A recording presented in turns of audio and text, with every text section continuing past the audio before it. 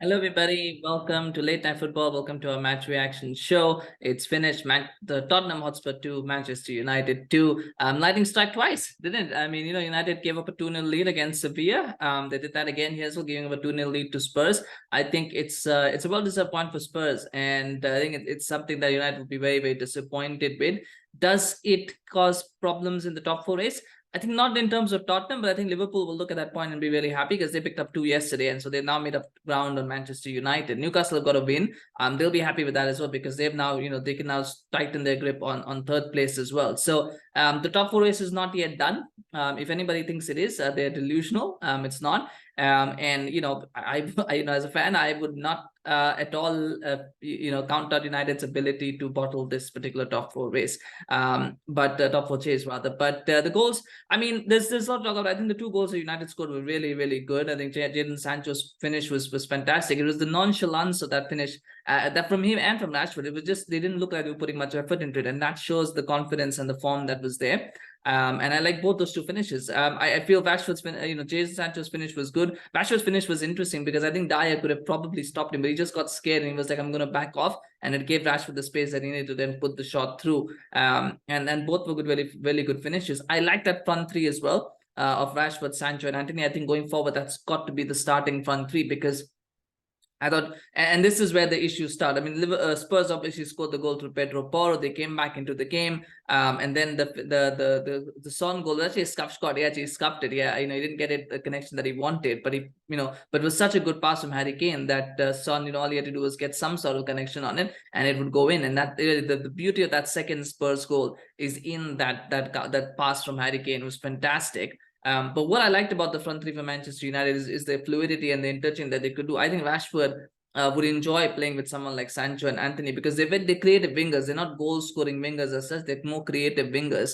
And I think Rashford enjoyed the fact that he could, create and then move forward and do that. He's got the pace, of course. What I think is interesting for me, Anthony Martial was pretty poor when he came on. And the problem for Anthony Martial is this: he keeps getting injured. Every time he comes back, he keeps getting injured. And what that does is that affects your mobility, that affects your acceleration. I think today it did that, and I think and that it will take a toll. I mean, if you keep getting injured and having to keep making comebacks, you lose that rhythm, and it takes you a while to get that rhythm. You can't always hit the ground running, and it showed today, and it might very well show for the rest of the season. So I don't think he should be starting games, at least for a while. He shouldn't really be starting games unless there's a meaningless game and you want to give him some match time, but he really shouldn't be starting games. I think United's front 3 has got to be Rashford, Sancho, and Antony for now, for the rest of the season. And then Fred, I mean, he was bad. He was atrocious in that second half when he came on as a sub. I thought he was probably quite easily the worst player on the pitch of all those who played in this game. I think he was quite at least the worst player on the pitch. And again, I don't know why Ten Hag brought him on when he's got Sabitzer available. You bring Sabitzer on first, and then you bring on Fred if you need to. But I think bringing Fred on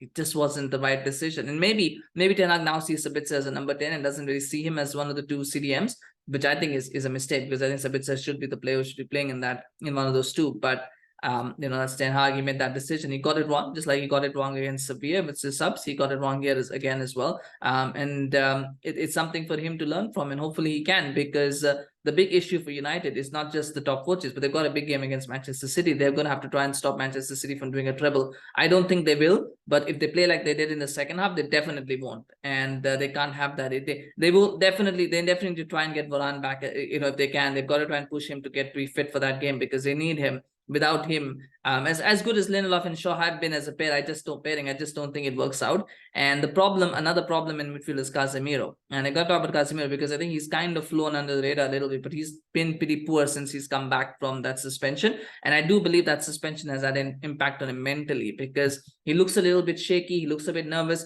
It so happens, the fact is that Casemiro is he's got that confidence. He understands the game very well. His reading of the game is great. But that reading of the game includes making tackles, and I feel like he's just on the edge right now, thinking if I make a tackle, I might get booked or I might get sent off. It plays on you mentally, and I think it's playing on Casemiro mentally as well, where he's struggling to understand exactly. He's struggling basically to kind of get that confidence back. But he's got a few games, and he's got to find that confidence back because there's literally nobody who can replace him in the team.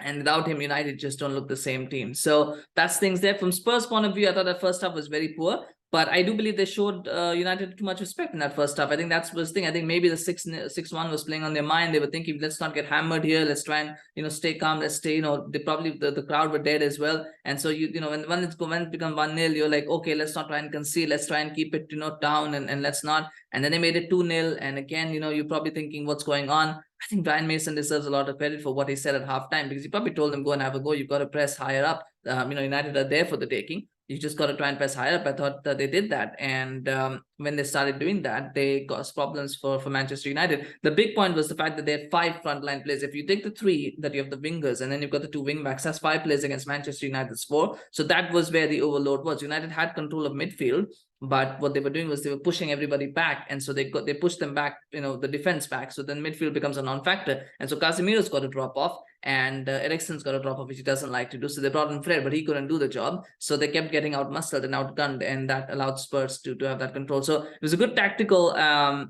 was a tactical, but it was good instructions from Mason to make that change and to realize that this was something that they needed to do to get that to get their game going and to be able to come back. So big point for Spurs. Does it put them back in? It still keeps them in the top 4 hunt, at least mathematically. I don't think Spurs will finish top 4. I think if anybody's going to displace the current top 4, it's probably going to be Liverpool. They just seem like they're finding form and they just know how to win games at this stage of the season. So if anybody's going to dislodge the top 4, it's probably going to be Liverpool. Will have an outside chance, but I don't think they will get there at this moment in time. I think that defeat to the defeat that they had a few weeks ago, I think that kind of dented the challenge a little bit. But in fact, no, it was a draw. It wasn't a defeat. It was a draw that they got a couple of the last game week of the weekend they got a draw, and I think that kind of dented their challenge a little bit. But they've still got time. But I feel if anybody's going to dislodge top 4, it's going to be Liverpool, and I'm not going to rule that out at the moment that the top 4 can't be dislodged. Anyway, let me know your thoughts on the game, of course. Share your thoughts and smash like if you enjoyed this video. It's a disappointing result, but I just feel like at this point, the league, I've always said the top 4 chase doesn't really excite me as such, so I don't really worry about these results. At the moment, whether they get it or not, it's immaterial. United are not going to win the Champions League next season anyway. So, that's what it is. But let me know your thoughts, of course, on the game. Smash a like if you enjoyed this video. Subscribe to our channel on YouTube. Follow us on Facebook, Twitter, Instagram. We always love hearing from you guys, of course. And thank you so much for watching. We'll see you again soon. Bye-bye.